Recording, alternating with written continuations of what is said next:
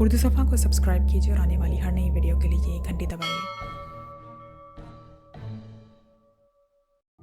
Tiger ने metre देकर किराया अदा किया और एक बार फिर मेन गेट की तरफ बढ़ने ही लगा था कि एक कार पार्किंग में आकर रुकी और टाइगर कार में मौजूद आदमी को देखकर चौंक पड़ा।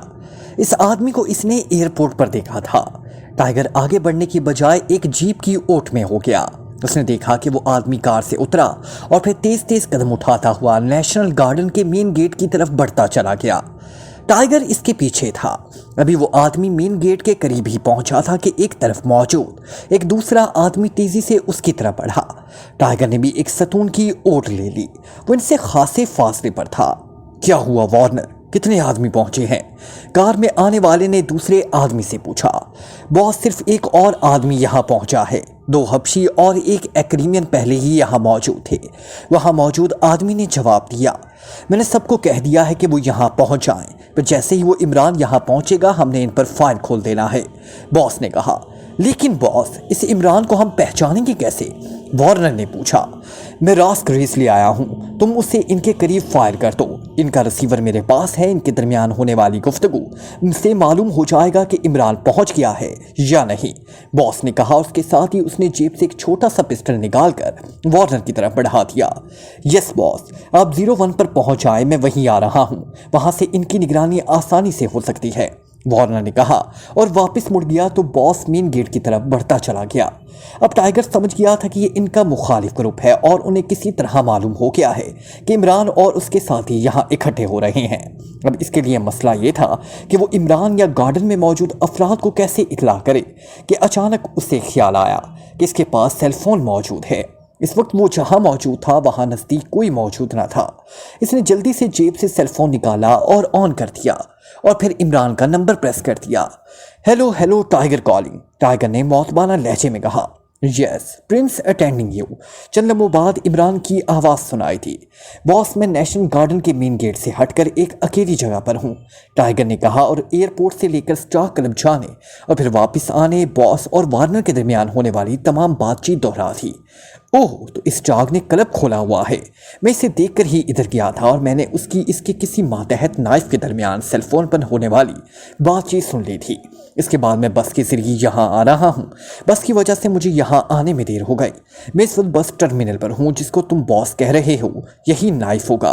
तुमने क्या बताया है? इन्होंने किससे बातचीत सुनने की बात की थी? इमरान ने जवाब देते हुए कहा। रॉस कनीस कह रहा था बॉस, और फिर उसने एक छोटा सा पिस्टल वार्नर को दिया था। टाइगर ने जवाब दिया, तुम वहीं रुको, मैं आ रहा हूँ। दूसरी तरफ से कहा गया। उसके साथ ही रवाबित ख़त्म हो गया तो टाइगर ने भी सेल फोन ऑफ करके उसे जेब में डाल दिया। फिर इसकी तेज नजरें इस तरफ को जम गई जिधर से इमरान ने आना था। उसे मालूम था कि इमरान के अपने साथियों तक पहुँचने से पहले वो लोग इन पर फायरिंग नहीं खोलेंगे, इसलिए वो मुतमईन था। स्टाग अपने ऑफिस में बैठा बड़ी बेचैनी से नाइफ की कॉल का इंतजार कर रहा था। नाइफ ने उसे बता दिया था कि उसके आदमी वार्नर ने इस हबशी को जो इमरान का साथी था ट्रेस कर लिया था और यह हबशी एक और हबशी और एक एक्रीमियन के साथ नेशनल गार्डन पहुंचे हैं और अभी तक वहीं मौजूद हैं। जिस पर स्टाग ने उसे हिदायत दी थी कि वो अपने तमाम साथियों समेत उन्हें घेर लें और रॉस ग्रेस इन पर फायर करके इसके जरिए उनके दरमियान होने वाली बातचीत सुनता रहे। फिर जैसे ही इमरान वहां पहुंचे तो वो इन पर बगैर किसी तवक्कुफ के फायर खोल दे। इसके बाद कुछ ज़्यादा वक्त नहीं गुजर रहा था, लेकिन स्टार किसी रिपोर्ट के लिए बेचैन हो रहा था। एक बार तो इसने सोचा कि वो खुद नेशनल गार्डन पहुंच जाए, लेकिन फिर उसने अपना इरादा बदल दिया क्योंकि नाइफ और इसके साथ ही सब इंतहाई तजर्बाकार और मंझे हुए एजेंट थे। इसलिए उसे यकीन था कि वो आसानी से इनका खात्मा कर देंगे। लेकिन इसकी समझ में ये बात अब भी नहीं आ रही थी कि इमरान और उसका दूसरा मकामी साथी जो इसके साथ पाकिस्तान से आया था कहाँ चले गए थे, जबकि इनका तीसरा साथी हबशी उसके आदमियों ने चेक कर लिया था, लेकिन वो दोनों किसी को नजर न आए थे। उसी लम्हे फ़ोन की घंटी बज उठी तो उसने झपट कर रिसीवर उठा लिया। यस, स्टाक बोल रहा हूँ, स्टाक ने रिसीवर उठाकर तेज लहजे में कहा। Special call. दूसरी तरफ से सर्द आवाज़ सुनाई थी और इसके साथ ही राब्ता ख़त्म हो गया तो स्टार्क ने बेइख्तियार एक तवील सांस लिया और फिर रिसीवर रखकर वो उठा और उकबी कमरे में पहुंचकर उसने अलमारी खोलकर इसमें से स्पेशल फ़ोन निकाला और उसे मेज़ पर रखकर इसने इसका राब्ता दीवार में नस्ब फ़ोन प्लग से किया और फिर रिसीवर उठाकर उसने टोन चेक की और फिर रिसीवर रखकर वो कुर्सी पर बैठ गया। थोड़ी देर बाद फ़ोन की घंटी बज उठी तो स्टार्क ने रिसीवर उठा लिया। स्टार्क बोल रहा हूँ, اسٹارک نے انتہائی موتبانہ لہجے میں کہا۔ کیا رپورٹ ہے؟ دوسری طرف سے سرد لہجے میں پوچھا گیا تو اسٹارک نے شروع سے آخر تک ساری صورتحال بتا دی۔ اس کا مطلب ہے کہ ایئرپورٹ پر تمہارا ریڈ ناکام رہا۔ سیکشن چیف کا لہجہ یکلخت تلخ ہو گیا۔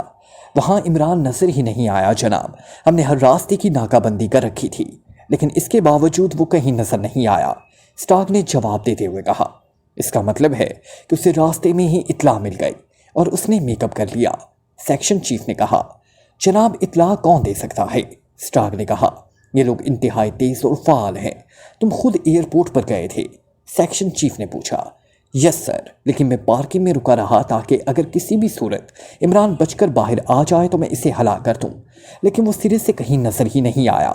اب میرے آدمی نیشنل گارڈن میں موجود ہیں، عمران جیسے ہی وہاں پہنچا اس پر فائرنگ کھول دی جائے گی، اسٹارک نے کہا۔ کیا تم نے عمران کو کبھی دیکھا ہوا ہے؟ دوسری طرف سے پوچھا گیا۔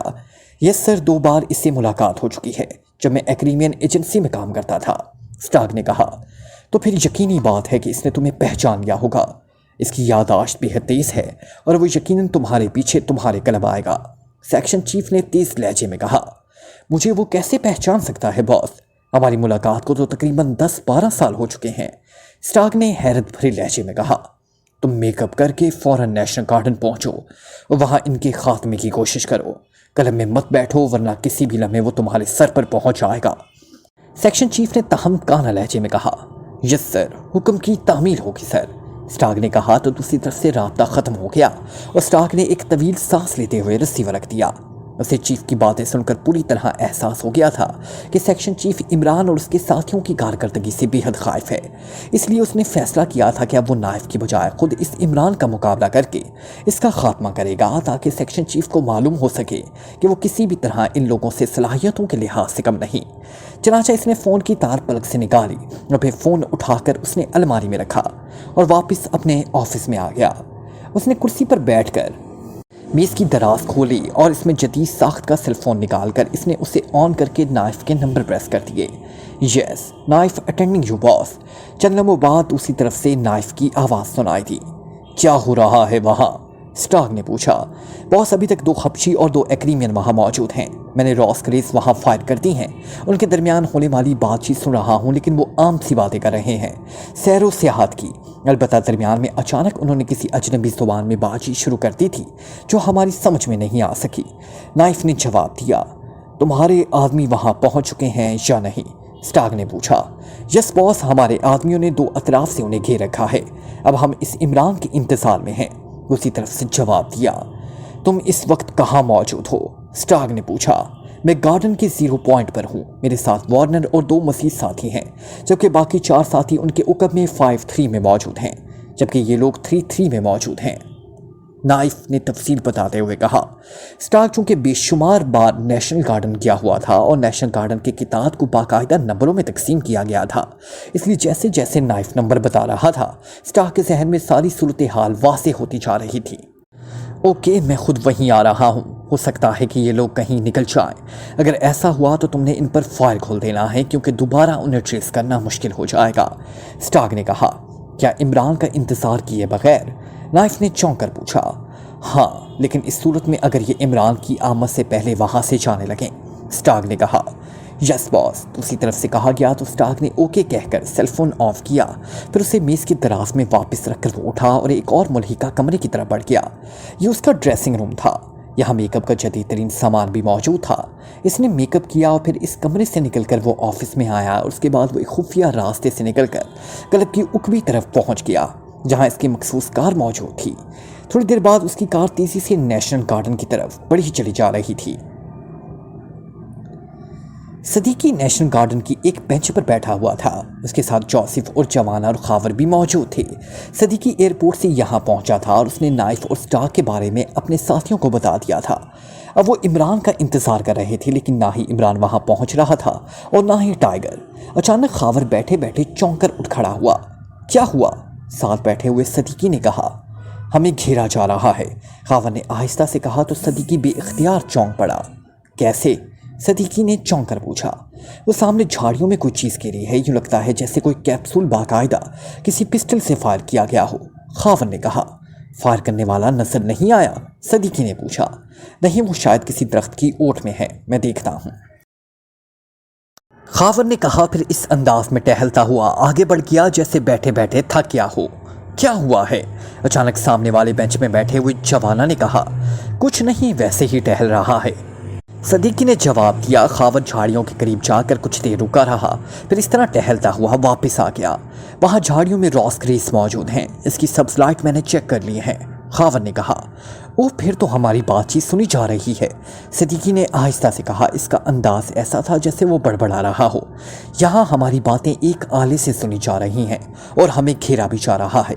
अचानक खावर ने पाकिस्तानी ज़ुबान में सामने बेंच में बैठे हुए जोसेफ और जवाना से कहा तो वो दोनों बेइख्तियार चौंक पड़े। अच्छा, वो कैसे? तफसील बताओ, जवाना ने कहा। वो अब ना सिर्फ पाकिस्तानी ज़ुबान समझ लेता था, बाकी किसी हद तक बोल भी लेता था। खावर ने उसे तफसील बता दी। हमारे पास तो असलहा भी नहीं है, हमें असलहा लेकर यहाँ आना चाहिए था, जवाना ने कहा।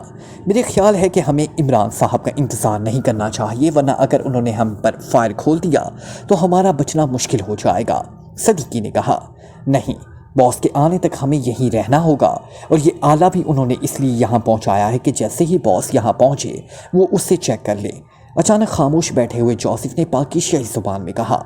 लेकिन अगर मास्टर के आने से पहले उन्होंने हम पर फायर खोल दिया तब? जवाना ने तेज लहजे में कहा।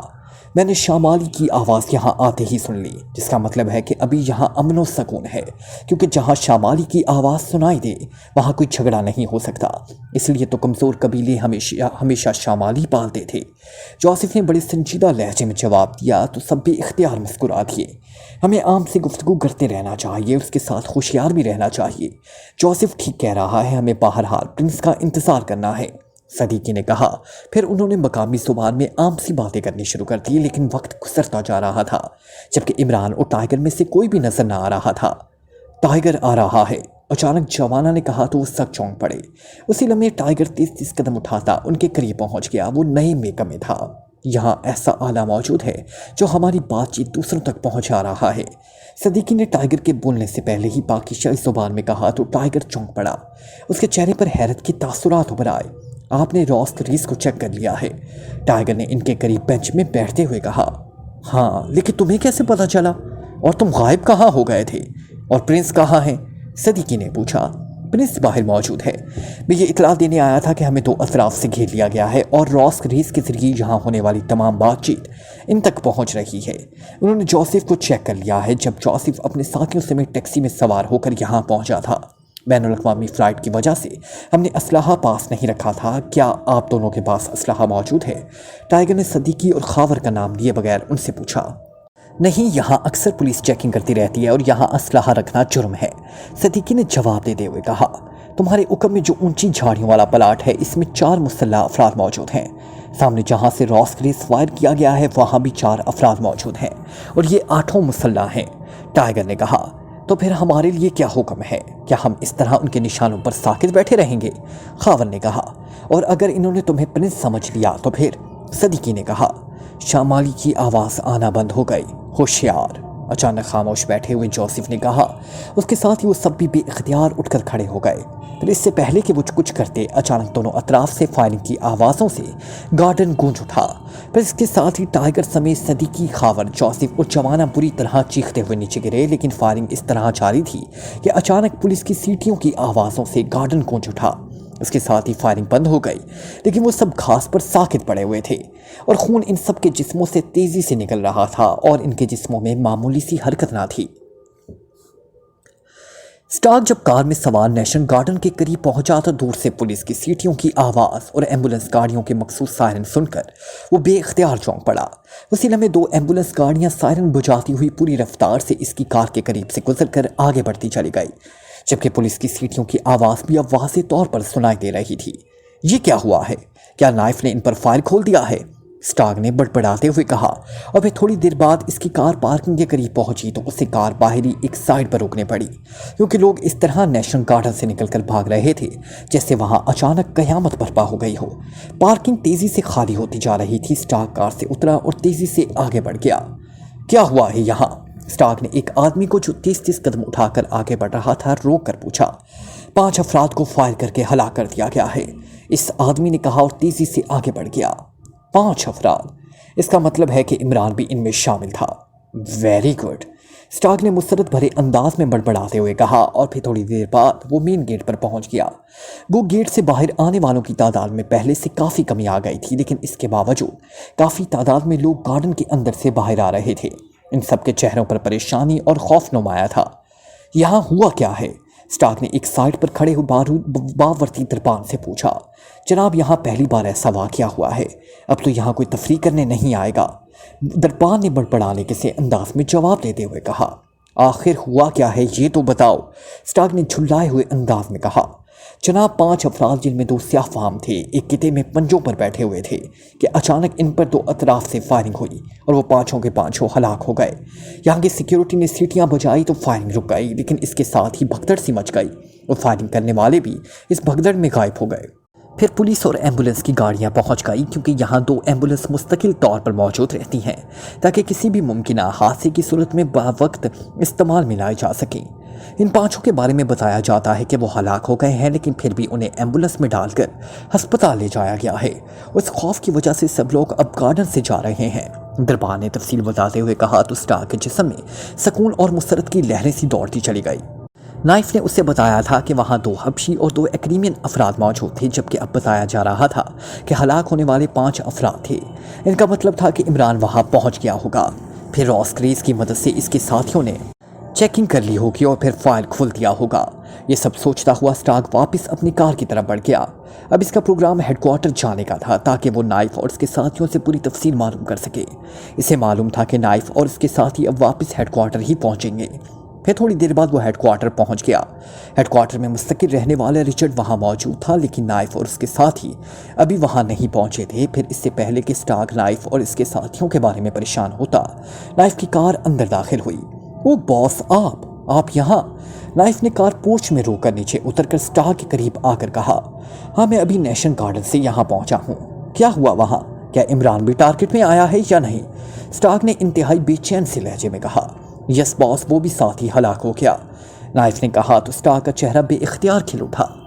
ویری گڈ، پھر تو تم نے کارنامہ سر انجام دیا ہے، اسٹارک نے کہا۔ وہ دونوں اس دوران چلتے ہوئے آفس میں پہنچ گئے تھے۔ ہاں، اب تفصیل بتاؤ۔ آفس میں پہنچ کر کرسیوں پر بیٹھنے کے بعد اسٹارک نے انتہائی اشتیاق بھرے لہجے میں کہا۔ باس، آپ کے حکم کے مطابق ہم نے انہیں 2 اطراف سے گھیر لیا تھا۔ ایک طرف میں، وارنر اور 2 ساتھی تھے، جبکہ دوسری طرف ہمارے باقی 4 ساتھی تھے۔ راس گریس کے ذریعے ان کی گفتگو سن رہے تھے، لیکن وہ زیادہ تر اسی زبان میں باتیں کر رہے تھے جو ہماری سمجھ میں نہیں آ رہی تھی، لیکن ہمیں انتظار تھا اس عمران کا۔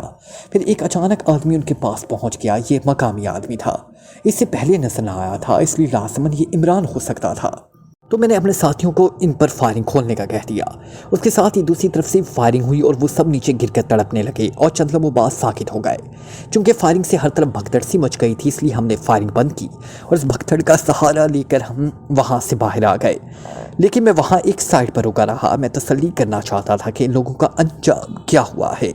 پھر پولیس اور وہاں موجود 2 ایمبولنس موقع پر پہنچ گئی اور انہیں ایمبولنسوں میں ڈال کر ہسپتال لے جایا گیا، لیکن انہیں ایمبولنس میں ڈالنے والوں نے لوگوں کے پوچھنے پر بتایا کہ وہ سب ہلاک ہو چکے تھے۔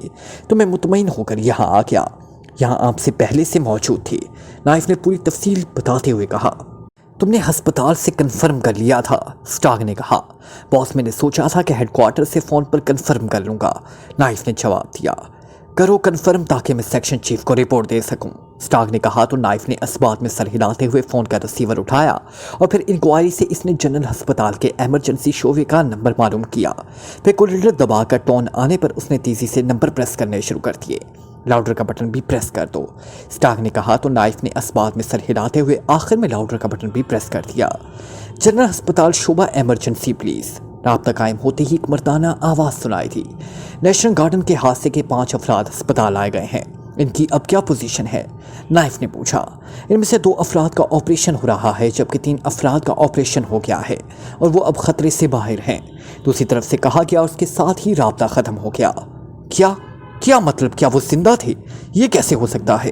نائف نے ایسے لہجے میں کہا جیسے اسے دوسری طرف سے دی جانے والی اطلاع پر یقین آ رہا ہو، البتہ اس نے لاشعوری انداز میں ریسیور رکھ دیا۔ اس کا مطلب ہے کہ جنہیں سب مردہ خیال کر رہے تھے وہ زندہ تھے، اور ان میں سے 3 خطرے سے بھی باہر آ چکے ہیں۔ अब हमें अस्पताल में कार्रवाई करनी होगी, स्टार्क ने तेज लहजे में कहा। यस बॉस, वाकई अब वहाँ कार्रवाई करनी होगी, नाइफ ने कहा। उसके साथ ही उसने इंटरकॉम का रिसीवर उठाकर इसके यके बाद दीगरे 3 बटन प्रेस कर दिए।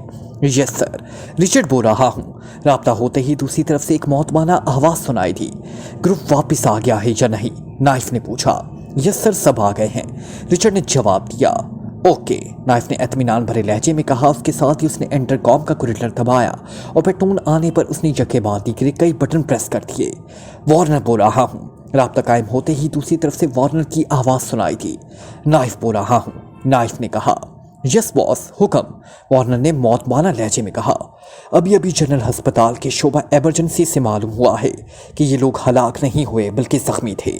इनमें से 3 के ऑपरेशन हो चुके हैं और अब वो खतरे से बाहर हैं, जबकि 2 के ऑपरेशन जारी हैं। उन्हें हर हाल में ख़त्म होना चाहिए। तुम 4 साथी ले जाओ और वहाँ अस्पताल में इनका खात्मा कर दो, नाइफ ने कहा। ओ बॉस, इस कदर शदीद और डायरेक्ट फायरिंग के बावजूद वो जिंदा कैसे बच गए? हैरत है, वार्नर ने हैरत भरे लहजे में कहा।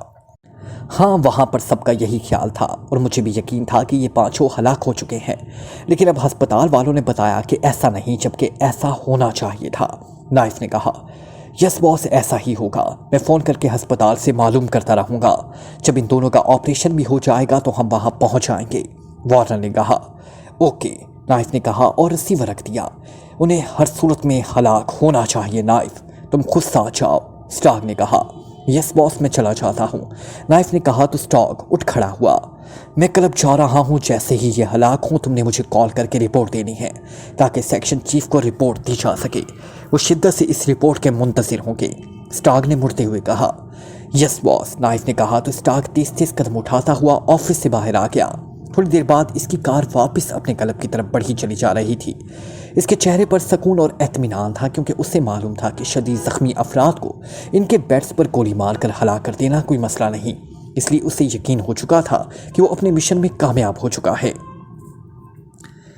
जनरल अस्पताल की शोबा इमरजेंसी में ऑपरेशन थिएटर के बाहर इमरान इंतहाई बेचैनी के आलम में बरामदे में टहल रहा था। इसके चेहरे पर पथरीली संजीदगी तारी थी। वो अभी थोड़ी देर पहले यहाँ पहुँचा था और यहाँ पहुँचने के बाद उसे बताया गया था कि जॉसी, जवाना और टाइगर तीनों के ऑपरेशन हो चुके हैं। इनकी हालत अब खतरे से बाहर है, लेकिन सदीकी और खावर दोनों अभी तक ऑपरेशन थिएटर में हैं। इनकी हालत अभी नाजुक है। इमरान वहीं नेशनल गार्डन में ही मौजूद था जब ये फायरिंग हुई। उसके जहन के किसी गोशे में भी ये बात नहीं थी कि अचानक इस तरह इसके साथियों पर फायर खोल दिया जाएगा। सबसे बड़ा मसला ये था कि इमरान और उसके साथियों के पास किसी किस्म का असलहा नहीं था। ना ही उन्हें मौका मिला था कि वो कराम्बी में किसी ऐसी मार्केट को तलाश करते जहां उन्हें असलहा मिल सकता।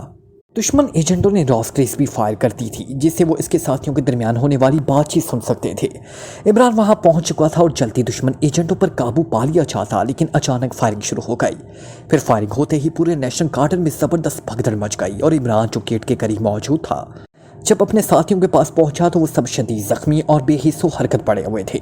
फिर पुलिस और एम्बुलेंस उन्हें लेकर अस्पताल रवाना हो गई। इमरान ने इसके बाद स्टार्क के साथियों की तलाश शुरू कर दी, लेकिन वो तो इस तरह गायब हो चुके थे जैसे गधे के सर से सींग। लेकिन थोड़ी देर बाद उसे स्टार्क गेट के करीब खड़ा नजर आ गया। इमरान गार्डन के अंदर था। फिर जब तक वो गेट के करीब पहुंचा, स्टार्क वापस जा चुका था। वहां पर जो सूरत हाल थी, इसमें किसी टैक्सी या सवारी का मिल जाना तकरीबन नामुमकिन था, और वैसा ही हुआ। स्टार्क की कार उसकी नज़रों से ओझल हो गई, लेकिन उससे कोई सवारी ना मिल सकी। तो उसने सोचा कि वो पहले अस्पताल जाकर अपने साथियों के बारे में मालूम कर ले। फिर इस स्टार्क को तो बहरहाल उसके कलम में किसी भी वक्त घेरा जा सकता था। चनाचा काफ़ी फासला पैदल तय करने के बाद उसे टैक्सी मिली और वो यहाँ अस्पताल पहुँच गया। अब वो यहाँ टहलते हुए सोचे जा रहा था कि स्टार्क और उसके साथियों को बहरहाल इल्म हो जाएगा कि उनकी फायरिंग के बावजूद उसके साथी जिंदा बच गए हैं, और हो सकता है कि वो यहाँ पहुंचकर दोबारा इन पर फायर खोल दे। इसलिए उनको यहाँ से किसी प्राइवेट अस्पताल में शिफ्ट करना भी ज़रूरी था। लेकिन कराम्बी में इसका कोई ऐसा जाने वाला ना था जिससे वो मदद ले सकता। अचानक उसे ख्याल आया कि विलिंगटन में मैडम डीसी का नेटवर्क पूरे अफ्रीका में मौजूद है, इसलिए लाजिमन मैडम डीसी का कोई ना कोई आदमी यहाँ कराम्बी में भी होगा। लेकिन जब तक सदीकी और खावर ऑपरेशन थिएटर से बाहर ना आ जाते, वो कहीं जाना नहीं चाहता था। लेकिन फिर उससे ख्याल आया कि किसी भी वक्त स्टार्क और उसके साथी यहाँ पहुँच जाएंगे तो फिर क्या होगा। इसलिए वो तेज़ तेज़ कदम उठाता हुआ शोबे के बैरूनी हिस्से की तरफ बढ़ गया, जहाँ उसने आते हुए 2 पब्लिक फ़ोन बूथ देखे थे। थोड़ी देर बाद इस जगह पहुँच गया और फिर उसने कोई नंबर प्रेस करने शुरू कर दिए। यस, डेज़ी बोल रही हूँ। राब्ता कायम होते ही एक खुश्क-सी नुस्वानी आवाज़ सुनाई दी। अली इमरान बोल रहा हूँ कराम्बी से, इमरान ने इंतहाई संजीदा लहजे में कहा। कौन अली इमरान? दूसरी तरफ से चौंक कर पूछा गया। Ali Imran MSc DSc Oxon, Imran ने डिग्रियों समेत तारुफ कराते हुए कहा। ओह अच्छा, प्रिंस इमरान आप, लेकिन आप कराम्बी कैसे पहुंच गए? मैडम डेज़ी ने इस बार बड़े पुरजोश लहजे में कहा। मैं एक मिशन के सिलसिले में यहाँ आया था, लेकिन यहाँ मेरे साथियों पर अचानक फायर खोल दिया गया और वो इस वक्त कराम्बी के अस्पताल में हैं। मैं भी वहीं से तुम्हें कॉल कर रहा हूँ। जिन लोगों ने पहले इन पर हमला किया है वो अस्पताल पहुँच भी ऐसा कर सकते हैं, इसलिए मैं उन्हें फौरी तौर पर यहाँ से शिफ्ट करके किसी प्राइवेट और खुफिया अस्पताल ले जाना चाहता हूँ, जबकि कराम्बी में मेरा कोई वाकिफ़ नहीं, इसलिए मैंने तुम्हें कॉल किया। इमरान ने इंतहाई संजीदा लहजे में तफसील बताते हुए कहा। ओह, इसलिए तुम संजीदा हो? तुम बेफिक्र रहो प्रिंस इमरान, कराम्बी में मास्टर हॉक मौजूद है, हॉक क्लब का मालिक और जनरल मैनेजर। वो तुम्हें बहुत अच्छी तरह ना सिर्फ जानता है बल्कि तुम्हारा फ़ैन भी है। वो इस वक्त कराम्बी के अंडरवर्ल्ड का किंग है। मैं उसे फ़ोन कर देती हूँ, तुम 10 मिनट बाद उसे फ़ोन कर लेना, वो सब कुछ कर देगा। मैं तुम्हें इसका फ़ोन नंबर भी बता देती हूँ, मैडम डेज़ी ने संजीदा लहजे में कहा और उसके साथ ही उसने फ़ोन नंबर बता दिया। ये मास्टर हॉक वही है जो पहले तुम्हारे साथ था, इमरान ने कहा। हाँ वही है, वो कराम्बी का रहने वाला है। 5 साल पहले वो कराम्बी सेटल हो गया और अब वो वहाँ का किंग है, मैडम डेज़ी ने जवाब देते हुए कहा। ठीक है, तुम उसे फ़ोन कर दो, मैं 10-15 मिनट बाद उसे फ़ोन कर लूँगा और तुम्हारा शुक्रिया मैं बाद में अदा करूँगा, इमरान ने कहा। इसकी ज़रूरत नहीं है प्रिंस इमरान, तुम्हारे पहले ही मुझ पर काफ़ी एहसानात हैं, मैडम डेज़ी ने जवाब दिया। उसके साथ ही राब्ता ख़त्म हो गया तो इमरान ने रिसीवर को रिल्ले पर रखा और फ़ोन निकाल कर जेब में डाला और फ़ोन बोस से निकाल कर वो वापस ऑपरेशन थिएटर वाले हिस्से की तरफ बढ़ गया। फिर वहां पहुंचकर जब उसे मालूम हुआ कि सदीकी और खावर दोनों को ऑपरेशन थिएटर से वार्ड में मुंतकिल कर दिया गया है और उनकी हालत खतरे से बाहर है, तो इसने बेइख्तियार इत्मीनान भरा तवील सांस लिया और एक बार फिर पब्लिक फ़ोन बोथ की तरफ बढ़ गया। इसने कार्ड फ़ोन पीस में डाला और उससे दबा दिया। जब फ़ोन पीस के ऊपर छोटा सा सब्ज़ बल्ब जल उठा तो उसने मैडम डेज़ी के बताए हुए नंबर प्रेस करने शुरू कर दिए। हॉक क्लब, राब्ता कायम होते एक सख्सी मर्दाना आवाज़ सुनाई थी। मास्टर हॉक से बात करा, मैं प्रिंस इमरान बोल रहा हूँ, इमरान ने सख्त लहजे में कहा। होल्ड करें, दूसरी तरफ से कहा गया। मास्टर हॉक बोल रहा हूँ। चंद लम्हों बाद एक कलखसी आवाज़ सुनाई दी। इस आवाज़ को सुनते ही इमरान उसे पहचान किया। Ali Imran MSc DSc Oxon बोल रहा हूँ, इमरान ने कहा। ओह प्रिंस इमरान, आप कराम्बी में हैं और आपने मुझे बताया ही नहीं। अभी मैडम डेज़ी का फ़ोन आया था, उसने मुझे बताया। क्या हुआ आपके साथियों के साथ और किसने किया है ये सब कुछ? मास्टर हॉक ने कहा। ये सब तफसील बाद में डिस्कस होगी। फौरी तौर पर मसला मेरे साथियों का जनरल अस्पताल से शिफ्ट का है, क्या तुम इसका बंदोबस्त कर सकते हो? इमरान ने कहा। आप उन्हें कहाँ शिफ्ट कराना चाहते हैं? मास्टर हॉक ने पूछा। किसी ऐसे प्राइवेट अस्पताल में जहाँ वो दोबारा हमलों से महफूज रह सकें। ये काम फौरी होना चाहिए क्योंकि इसी लम्हे इन पर दोबारा हमला हो सकता है, इमरान ने जवाब दिया। आप इस वक्त कहाँ मौजूद हैं? मास्टर हॉक ने कहा। शोबा इमरजेंसी में, इमरान ने जवाब दिया। क्या आपने अपनी असल शक्ल में है? मास्टर हॉक ने पूछा। नहीं, मैं मेकअप में हूँ। तुम्हारा जो आदमी आए वो शोबा इमरजेंसी के बैरूनी हिस्से में मौजूद प्रोविजन स्टोर पर आ जाए, जिसके साथ 2 फ़ोन बोथ हैं। मैं वहाँ मौजूद हूँ, मैंने सुर्ख रंग की टाई बांधी हुई है, इमरान ने कहा। मैं खुद आ रहा हूँ, मास्टर हॉक ने कहा। Like, comment, share, press the bell icon